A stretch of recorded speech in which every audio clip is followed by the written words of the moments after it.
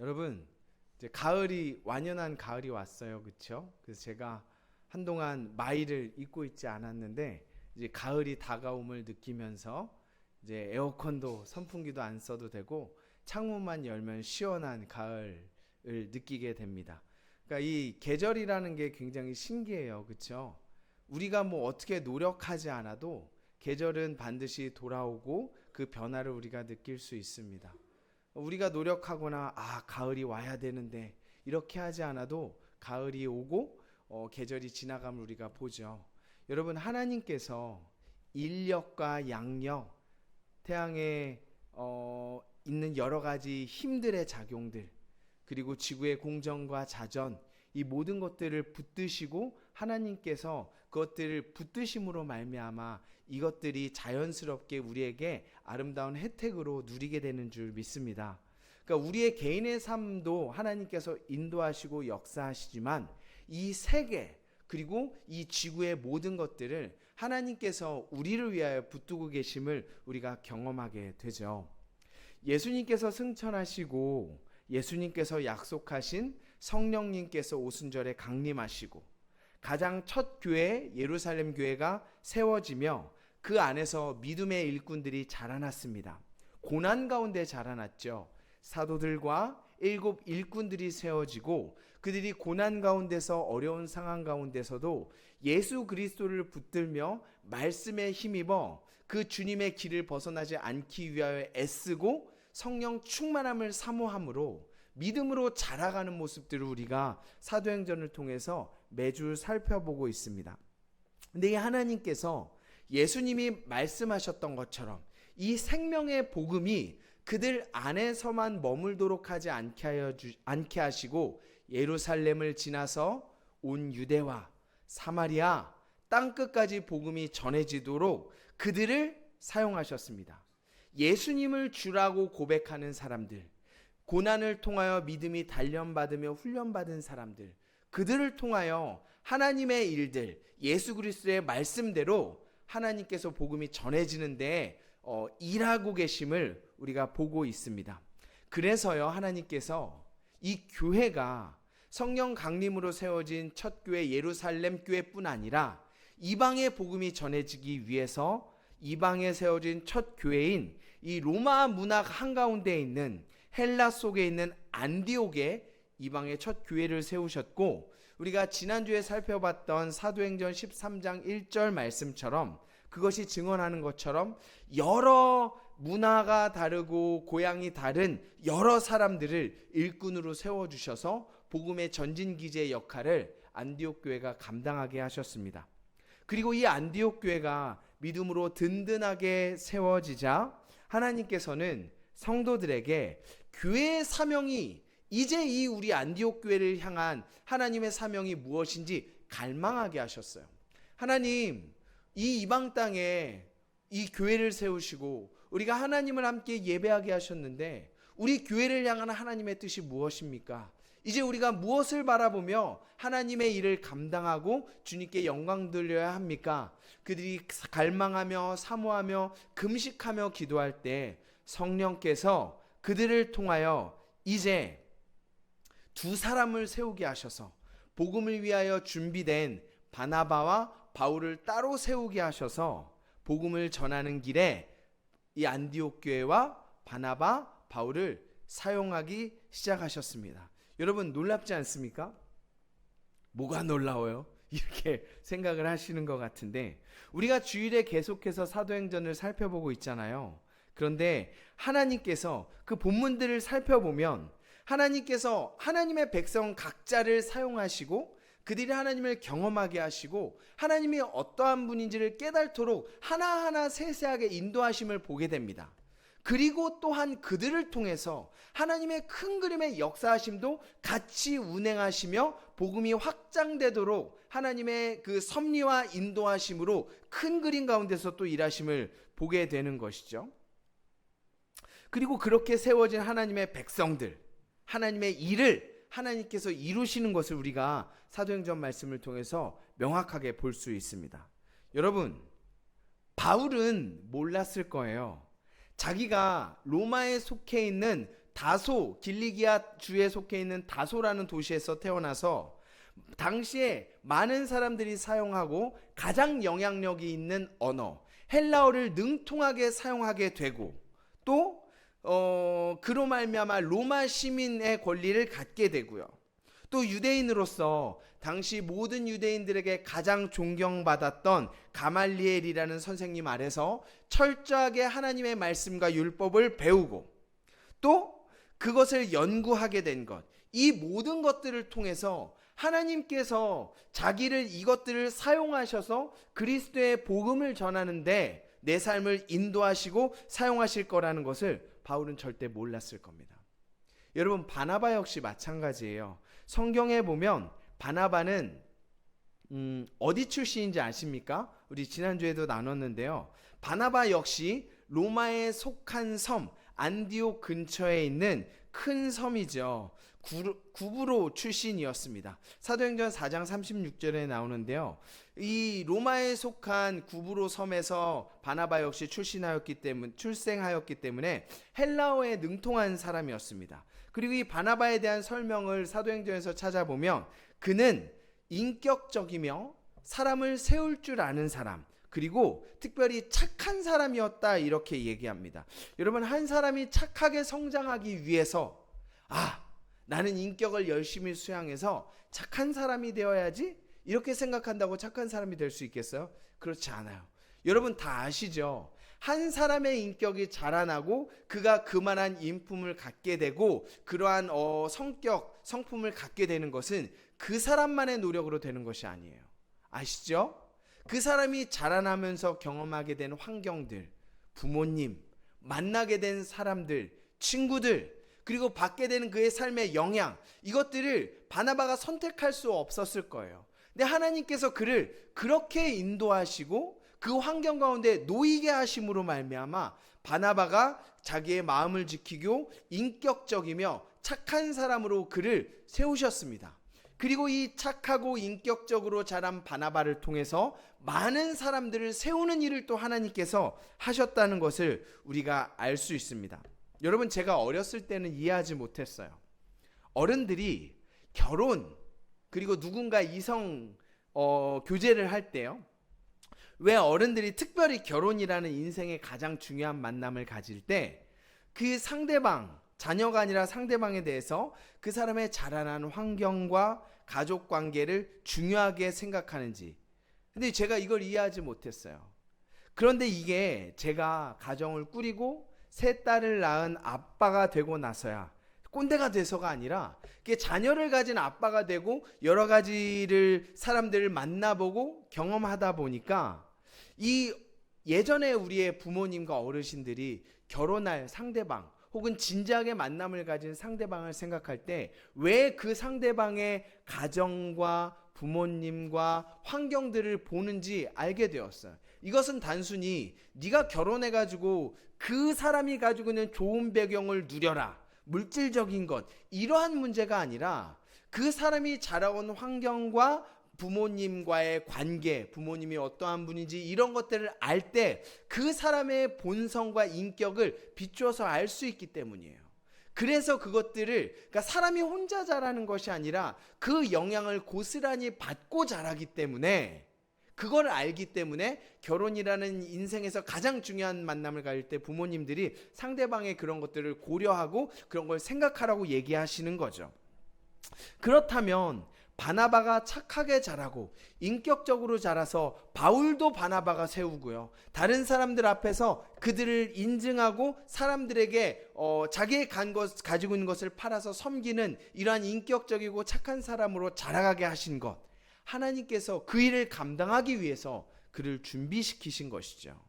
안디옥 교회가 바나바와 사울을 성령의 인도하심 아래 파송하고, 오늘 본문인 4절에 보면 두 사람이 분명히 누구의 인도하심을 받았다고 얘기합니까? 성령의 인도하심을 받았다, 성령의 보내심을 받았다라고 성경이 이야기합니다.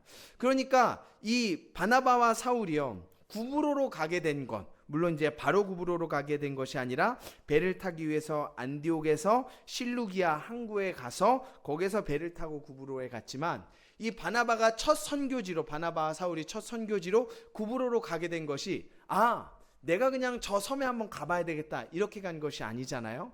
여러분, 바나바의 고향이 어디예요? 바로 구브로입니다. 그러니까 내가 첫 선교여행을 떠나니까 그래도 고향에 한번 들리는 것이 좋지 않겠냐? 이런 생각으로 구브로로 간 것이 아니에요. 성경 본문을 보면 분명히 성령님께서 그들을 구브로로 보내시고 인도하셨다는 것을 알 수 있습니다. 여러분, 그러니까 하나님께서 바나바를 그 인격을 준비하시고 구브로에서 태어나게 하시고, 또 그에게, 바나바와 사울에게 헬라어를 능통하게 잘할 수 있는 것들을 준비하게 하신 것이 누구예요? 하나님이시란 말이에요. 근데 이것을 바나바와 사울은 인지했을까요? 못했을까요? 몰랐어요. 자기는 그냥 내 삶을 열심히 살았을 뿐인데 하나님께서 그것들을 통하여 하나님의 일을 이루셨다는 것이죠.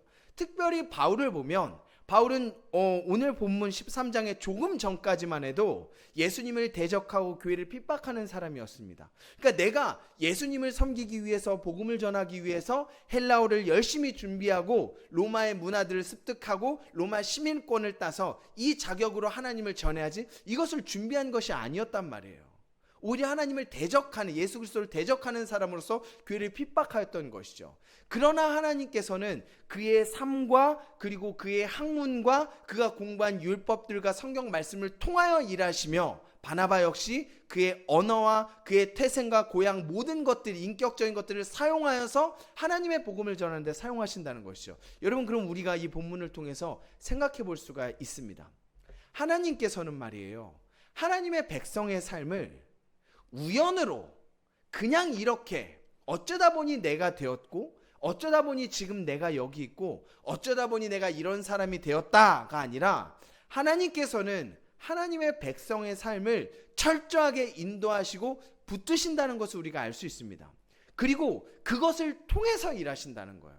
그러니까 여러분, 여러분의 처해 있는 지금 가정, 직장, 환경들, 모습들, 인격들, 이것에 누가 개입하신 거예요? 하나님이 개입하신 거예요. 하나님께서 이것들을 인도하시고 붙드셨어요. 그리고 하나님께서는 바울과 바나바에게 그렇게 하신 것처럼 이것들을 통하여 일하시기를 원하세요. 그러니까 여러분들이 말이에요, 제가 청년들과 이야기를 하다 보면 직장 생활에 관하여 생각을 할 때, 제가 연세가 있으신 우리 중년, 장년, 어른들과 직장에 관해서 어떤 생각을 가지고 있는지 깊이 있게 나눔을 가져보지는 못했어요, 제가 연소해서. 그런데 청년들과 직장에 대해서 이야기를 해보면, 청년들이 직장에 대해서 생각할 때 하나님이 이 직장을 나에게 허락하신 직장이고 하나님께서 붙드시고 인도하시기 때문에 내가 여기에 최선을 다해서 하나님 무엇을 하든지, 그 일이 어떤지 간에 하나님께서 심어주셨으니 내가 최선을 다해서 이곳에서 내 역할을 감당하여 하나님의 살아계심을 드러내겠습니다 라고 생각하는 사람은 찾기가 거의 힘들어요. 여러분은 어떠신가요? 여러분의 가정, 여러분의 직장. 근데 여러분 기억하십시오, 여러분의 지금의 삶이 있기까지 인도하신 분이 누구예요? 하나님이세요. 그리고 이것을 통하여 일하세요. 하나님께서 갑자기 무엇인가 내가 미국에 선교하기 위해서 머리가 노란색으로 변해지고 이런 것이 아니라 내가 가지고 있는 삶의 환경과 인격과 이것들을 통하여 일하신다는 거예요. 그리고 이것들을 하나님께서 원하세요. 여러분, 그리고 여러분의 삶에 심겨진 이곳에서 하나님을 나타내고 드러내고, 여러분이 무슨 일을 하고 있는지, 여러분의 가정이 어떤 상황인지는 제가 대략적으로 알지만 세세하게는 알지 못하더라고 할지라도 하나님의 인도하심과 역사하심이 분명히 있음을 믿으시기 바랍니다. 그러니까 그 일을 하든 무엇을 하든지 하나님의 인도하심을 확신하고 그 일에 충성하십시오. 그리고 그 일을 통해서 여러분의 하나님이 자녀인 것을 드러내기를 힘쓰시기 바랍니다. 그럴 때 하나님께서요, 더 풍성하게, 더 크고 많은 것들로 하나님께서 여러분에게 맡기실 줄 믿으시기 바랍니다. 하나님께서 그것을 통하여 일하세요. 오늘 본문을 보면 바울과 바나바를 통하여 우리가 그것을 알 수 있는 것이죠. 우리가 한 가지만 더 본문을 통하여 생각해 보기를 원합니다. 여러분, 성령의 보내심을 받아서 바울과 바나바가 구브로로 가서 복음을 전했습니다. 구브로 섬에서 처음에는 안디옥에서 가까운 살라미라는 곳에 갔어요. 구브로 섬에 이렇게 길게 본다면 동편에 있는 곳이 살라미라는 섬인데, 동편에 있는 핵심 행정 도시입니다. 이제 거기에서 복음을 열심히 전했습니다. 그리고 이번에는 서쪽으로 옮겨서 바보라는 도시에 가서 복음을 전했습니다. 바보, 좀 어감이 그렇죠. 근데 이 바보라는 게 영어로 하면, 지금도 영어로 하면 파포스입니다. 바보가 아니라 PH, 파포스, PAPH 이렇게 됩니다. 파포스라는 이름을 가지고 있어요. 그러니까 한글 번역을 바보라고 했지만 파포스인데 제가 바보라고 칭하겠습니다. 그러니까 바울과 바나바가 이 바보에 가서 복음을 전합니다. 분명히 바울과 바나바는 내가 가고 싶은 데로 가고 있어요? 아니죠. 성령님의 보내심을 받아서 인도하심을 따라서 가고 있죠. 가고 있는 상황 가운데 바울과 바나바를 대적하는 한 사람을 만나게 됩니다. 그 사람의 이름이 누구냐? 바예수입니다. 바예수. 우리가 예수라고 하니까 예수님을 믿기 때문에 이렇게 생각할 수 있지만, 이 예수라는 이름은 당시에 유대인들이 자주 사용하는 이름 중에 하나였어요.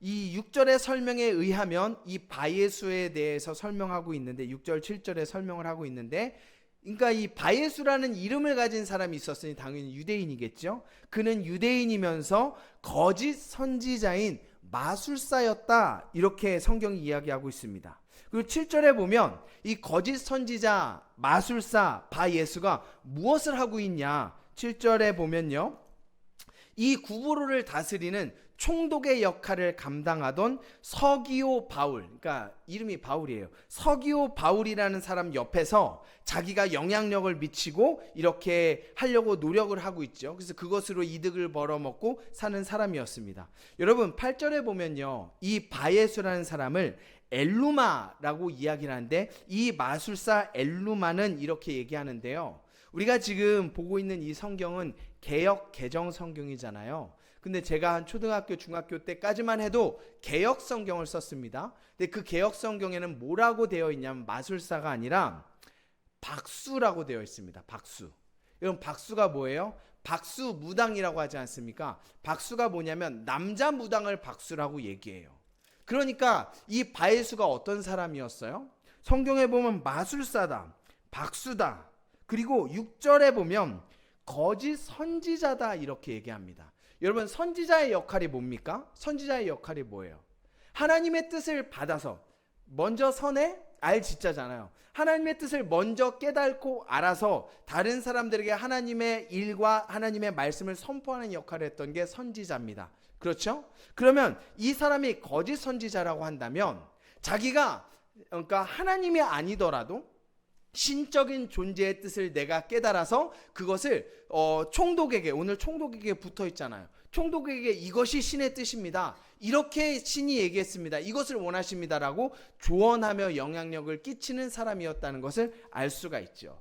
또 마술, 이것을 증명하기 위해서 여러 가지 술법과 술수를 썼을 가능성도 꽤 있습니다. 마술이라고 하는 거 지금 생각하기에 이은결 씨나 이렇게 하는 어떠한 예능적인 기술로서의 마술이 아니라 사람을 혹하게 하는 어떠한 이런 것들을 이야기를 하는 것이요. 여러분, 당시에는 이런 게 굉장히 흔했어요. 무슨 말이냐면, 정치 권력자들 옆에 이러한 사람들이 항상 있었습니다. 여러분, 지금도 그렇죠.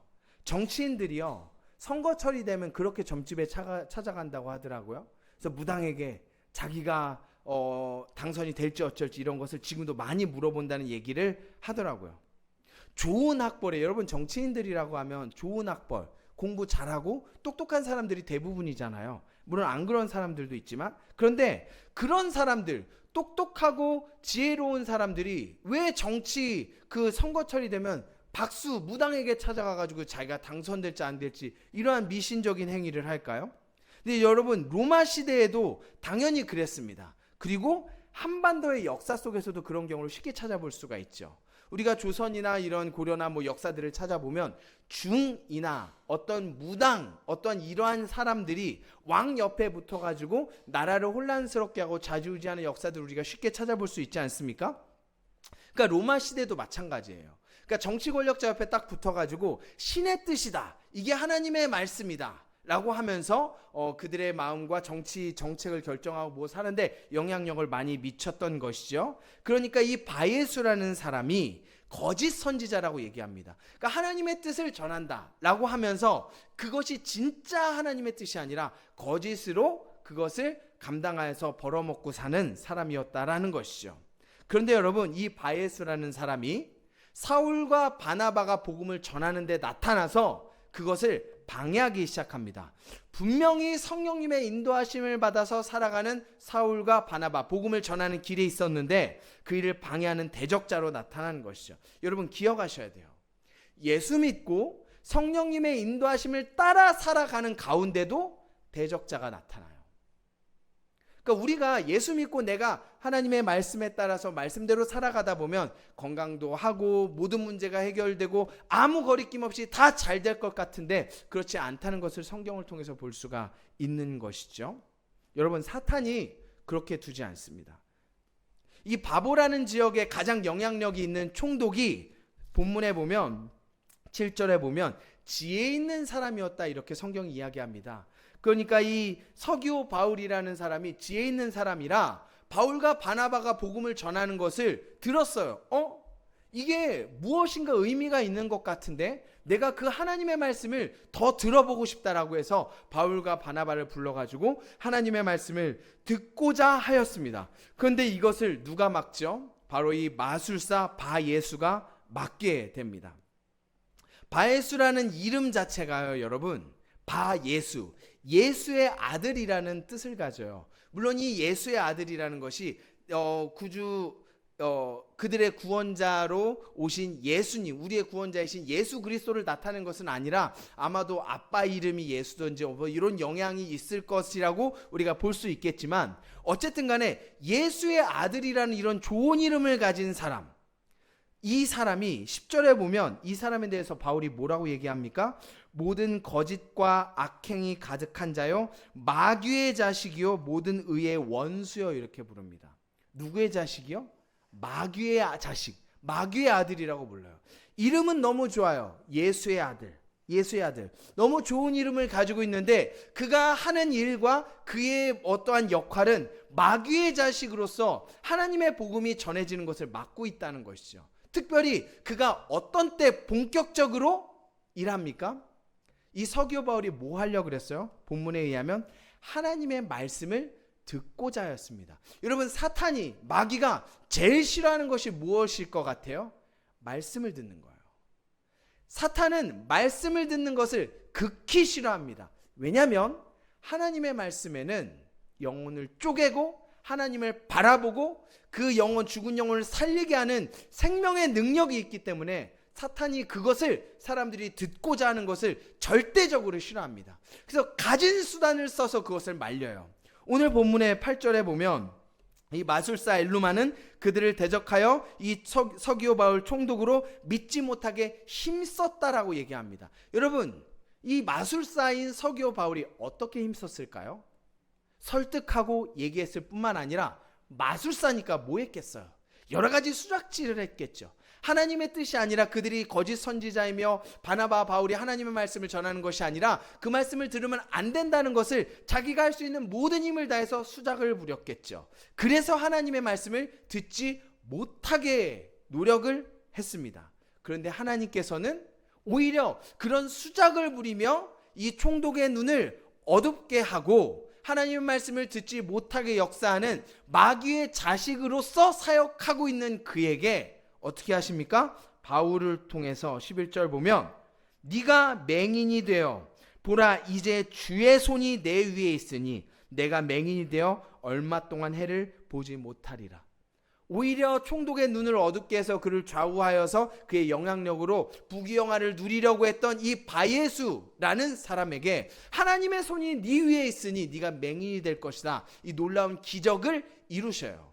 왜 이렇게 하셨을까요? 이유가 있겠죠. 12절 보면 총독이 그렇게 된 것을 보고 믿으며 주의 가르치심을 놀랍게 여기니라. 왜 총독이 그가 맹인이 된 것을 보고 놀랍게 여기며 그의 가르침, 바울과 바나바의 가르침을 받아들이게 되었을까요?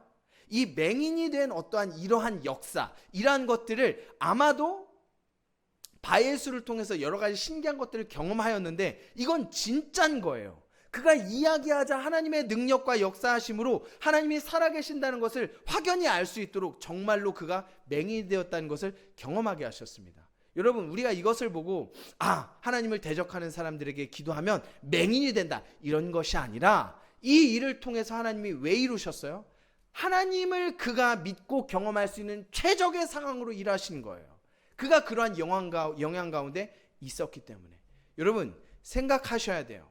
하나님의 뜻 가운데 살아가며 말씀을 붙들고 살아가는 사람에게도 분명히 대적자가 나타납니다. 그리고 그 대적자의 역할은 하나님의 말씀을 듣지 못하게 하는 것이 첫 번째입니다. 어떤 방법을 사용합니까? 가장 유용한 방법을 사용해요.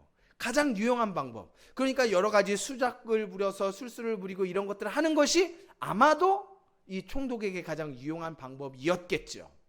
여러분, 그렇다면 하나님의 말씀을 붙들고 하나님의 뜻대로 살아가려고 우리가 발버둥 치지 않습니까? 그렇죠? 저만 그런 거 아니죠? 여러분들도 다 그러시죠? 그런데 우리에게는 사탄이 어떻게 역사할까요? 지금 이 시대는 어떻게 하겠습니까? 가장 강력한 무기는 이러한 어떤 수작이나 이런 것이 아닌, 지금 이런 것이 영향력이 많지 않습니다. 과학이 발전하고 사람들이 공부하고 이성적으로 뛰어났기 때문에 그것들에 많이 미혹되지 않아요. 근데 지금 사단이 가장 사용하는 강력한 무기는 뭐냐? 세속주의와 이원론입니다. 세속주의가 뭐예요? 세속주의가 뭐예요? 교회 다닌다고 하고 내가 예수 믿는다고 하고 주일날 예배도 나오지만 예배당 밖을 빠져나가면 예수 믿지 않는 사람들과 똑같아요. 성적인 것, 음란함과 내 욕망, 나의 즐거움을 추구하면서 살아가는 삶의 목적이 예수 믿지 않는 사람들과 구원받지 않은 사람들과 똑같아요. 세상과 구별되지 않아요. 여러분, 여기서 세상과 구별되었다는 것은 우리가 세상에 살아갈 때 꼭 단정하게 딱 정장 입고 이렇게 배꼽이 보이는 티를 입으면 그것은 부정하고 이런 걸 얘기하는 게 아니에요.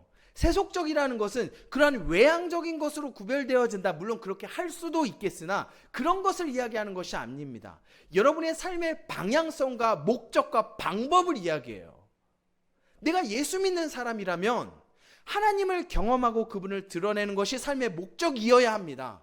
예수 그리스도가 나를 구원하셨고 그분이 나의 주인이시며 그분이 나의 구원자이시고 내가 이 세상에서 오랫동안 잘 먹고 잘 사는 게 목적이 아니라 저 영원한 하나님의 나라를 바라보며 사는 것이 그리스도인의 삶일진데, 그러면 세상에 나가서의 삶도 그 하나님과 천국을 모르는 사람들과 당연히 다르겠죠. 그렇죠? 당연히 다를 수밖에 없단 말이에요. 그런데도 사탄은 우리에게 너가 교회를 다니고 예수를 믿는 것 좋지만 세상과 다를 것 없어, 교회에서 믿으면 되지, 이렇게 우리를 속인단 말이에요. 가장 강력한 무기, 세속주의란 말입니다. 여러분에게 그런 부분이 없나요? 사단의 영향에 여러분에 놓여있지 않습니까? 그리고 한 가지, 이원론입니다. 여러분, 이원론 역시 세속주의와 연결이 되죠. 이원론은 뭡니까?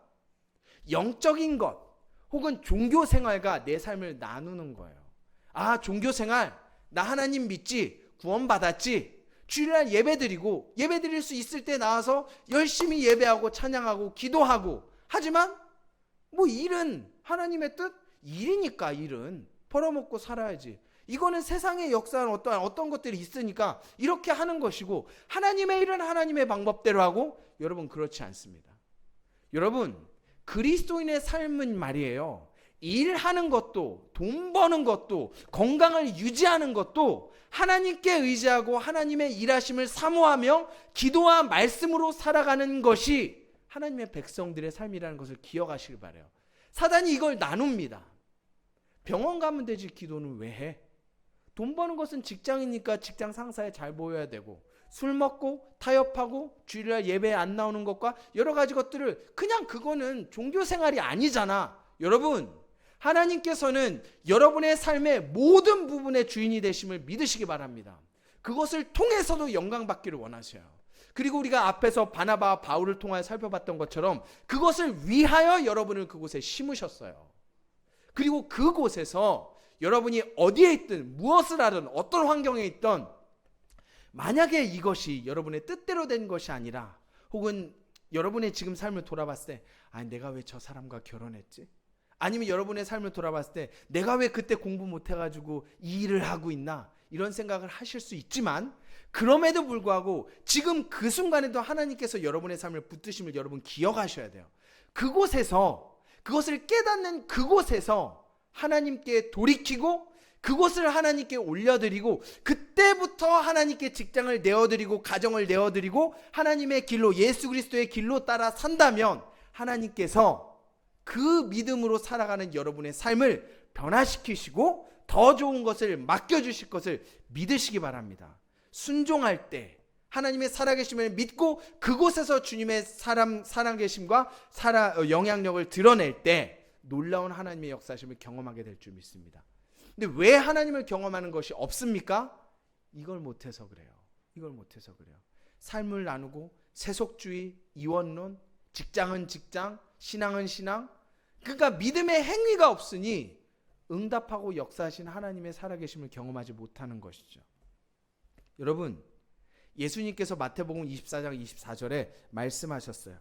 저는 이 말씀 역시 무서운 말씀임과 동시에 위로가 되는 말씀이라고 생각합니다. 거짓 그리스도들과 거짓 선지자들이 일어나 큰 표적과 기사를 보여 할 수만 있으면 택한 자도 미혹하리라. 그러니까 이 말씀을 보면요, 정확하게 이 바예수가 하는 거짓 선지자의 역할을 이야기하고 있죠. 그리고 여러분, 성경에 보면 하나님께서, 예수님께서 말씀하셨어요. 가진 자는 더 풍성하게 될 것이고 없는 자는 잃어버려 저 어두운 곳에서 슬피 이를 갈며 울리라. 여러분, 이게 너무 무서운 말씀이에요. 너무 무서운 말씀이에요. 여러분에게 하나님께서 주신 은혜가 있고 여러분의 삶이 있고 하나님의 사명이 있다면, 여러분이 있는 곳이 어떠한 곳이든, 가난하든 부하든 어떤 직장을 가지든 어떤 가족이 있든지 간에 그곳을 하나님의 뜻 가운데 다스려 주시기를 사모하여 그렇게 행하셔야 돼요. 그렇게 할 때, 그곳을 하나님의 뜻 가운데 운영하며 섬길 때 하나님께서 길을 열어주실 줄 믿습니다. 바나바가 처음 선교지의 구브로로 가서 이 대적자들을 만났을 때도 예수 그리스도의 성령의 충만함을 받아 그 일을 감당할 때 더욱더 풍성한 하나님의 일을 감당하였던 것처럼 하나님께서 여러분을 통하여 그렇게 일하실 줄 믿습니다. 여러분 기억하셔요. 여러분이 지금 있는 곳이 하나님께서 여러분을 심으신 곳입니다. 그리고 그곳에서 충성하여 성령 충만함으로 하나님의 말씀대로 살아가려고 노력하고 그렇게 자라갈 때 하나님께서 더 풍성하게 역사하실 줄 믿습니다. 여러분 믿으시기 바라요. 성경이 그렇게 얘기하고 바울과 바나바를 통하여 하나님께서 우리에게 그렇게 도전하십니다. 대적이 나타날 때 말씀의 능력으로 성령 충만함으로 승리하시기 바랍니다. 그리고 여러분에게 그러한 어려움이 닥쳐오면 여러분 기쁘게 기억하세요. 아, 내가 제대로 가고 있구나. 그래서 그런 상황 가운데 하나님의 살아계심을 풍성하게 누리는 저와 여러분이 되셨으면 좋겠습니다. 그 풍성한 삶에 우리 주님께서 여러분을 초대하십니다. 성령의 보내심을 받아 매일 주님과 동행하며 심겨진 그곳에서 하나님의 살아계심을 경험하는 저와 여러분이 되시기를 주님의 이름으로 축복합니다. 제가 기도하고 말씀 마치겠습니다.